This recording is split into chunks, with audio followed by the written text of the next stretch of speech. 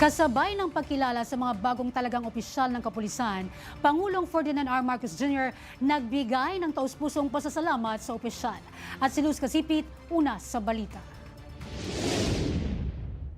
Hinimok ni Pangulong Ferdinand R. Marcos Jr. ang mga newly promoted officials ng Philippine National Police o PNP na maging patas, mas matatag at patuloy na maging maayos sa serbisyo. Sa panunumpa ng nasa 50 PNP generals sa Malacanang, inihayag ng Pangulo na mas malaki pa ang impluwensya at responsibilidad ng mga opisyal sa pagpapatupad ng batas. Aniya, dapat na isabuhay ang kahalagahan ng pagsunod sa batas, paggalang sa karapatan ng mamamayan at pagpapanatili ng tiwala ng publiko.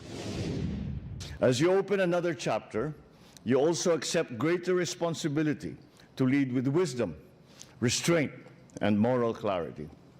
Your promotion reflects the nation's confidence in your integrity and professionalism, your dedication to duty. Tiniyak din ng Pangulo ang patuloy na suporta ng gobyerno sa PNP, kabilang ang mga reforma para palakasin ang kakayahan at moralidad ng mga kapulisan. Ayon sa Pangulo, mahalaga ang papel ng PNP bilang takbuhan ng mga mamamayan sa usapin ng seguridad sa bansa.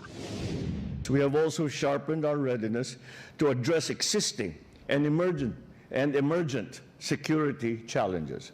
Dagdag niya, ang patuloy na pagsasanay at pag-modernize ng kasanayan ng PNP ay mahalaga upang mas mapabuti ang kasanayan sa responding sa krisis at iba pang panahon ng kalamidad.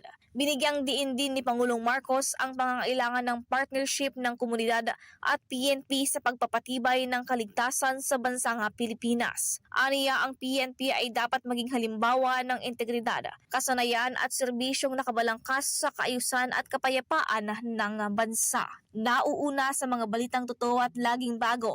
Luz Casipit, alauna sa balita, Congress TV.